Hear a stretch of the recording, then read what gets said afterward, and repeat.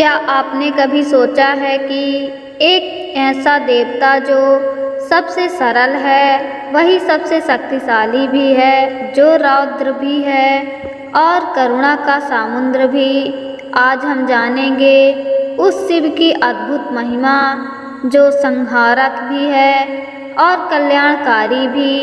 आइए सुनते हैं शंकर भगवान की महिमा से जुड़ी एक ऐसी कथा जो आपके जीवन की सोच को बदल सकती है। भगवान शिव को आदित्य देव कहा गया है। वह सृष्टि के संहारक तो हैं, लेकिन साथ ही पुनर्जन्म के द्वार खोलने वाले सबसे बड़े कृपालु भी हैं। ब्रह्मा जी सृष्टि के रचयिता हैं, विष्णु पालनकर्ता और शिव विनाशक।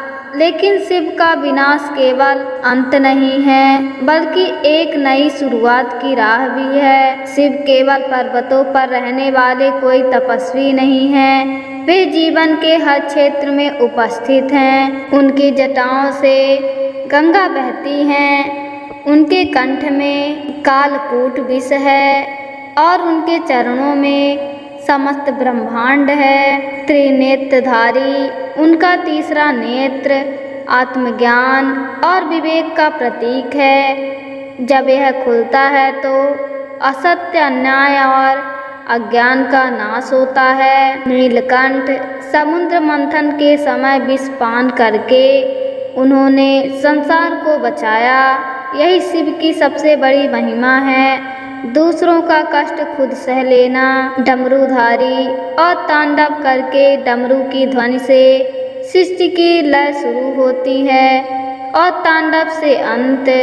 वे नित्य के आदि स्रोत हैं। भस्मधारी शिव का भस्म लगाना दर्शाता है कि सब कुछ नश्वर है और हमें अहंकार नहीं पालना चाहिए। शिव भगवान इतने सरल हैं कि कोई भी भक्त, चाहे वह गरीब हो या धनी, ज्ञानी हो या अज्ञानी, यदि सच्चे मन से ओम नमः शिवाय का जाप करता है तो शिव की कृपा तुरंत मिलती है। रावण ने शिव को प्रसन्न करने के लिए अपना सिर एक एक करके काटा। जब उसका 10वां सिर काटने का प्रयास किया, शिव प्रकट हुए और उसे चिरंजीवता का वरदान दिया। भस्मासुर को वरदान देकर जब उसने शिव पर ही खतरा बना दिया, तब शिव ने स्वयं नहीं बल्कि विष्णु जी से सहायता ली। यह कथा बताती है कि शिव कितना सरल और विश्वासपूर्ण है। वे अपने भक्तों को कभी निराश नहीं करते, चाहे परिणाम कुछ भी हो। एक बालक जिसकी आयु 16 वर्ष थी, मृत्यु जब उसे लेने आई तो उसने शिवलिंग को पकड़ लिया और प्रार्थना की। शिव प्रकट हुए और यमराज को वहीं रोक दिया। इस कथा से पता चलता है कि मृत्यु भी शिव के आदेश की अधीन है। सम्राट हर्षवर्धन, राजा भोज जैसे अनेक राजाओं ने शिव की भक्ति से अपना जीवन धन्य किया। संत भृंगी, साध्वी, गर्गी आदि शंकराचार्य सभी शिव के उपासक रहे। शिव की भक्ति से साधारण गृहस्थ भी आत्मज्ञान पा सकता है। पार्वती माता ने कई वर्षों तक घोर तपस्या किया ताकि वे भगवान शिव को पति के रूप में पा सकें। भगवान शिव ने पार्वती जी की तपस्या से प्रसन्न होकर उन्हें पत्नी रूप में स्वीकार किया। उनका विवाह संसार को यह सिखाता है कि प्रेम, तपस्या और समर्पण से ईश्वर भी झुकते हैं। शिव केवल एक मूर्ति नहीं, शिव एक तत्व हैं, एक ऊर्जा है। जब हम अपनी बुरी आदतों का अंत करते हैं, तब हम अपने भीतर के शिव को जागृत करते हैं। शिव का अर्थ है शून्य से पूर्णता की यात्रा।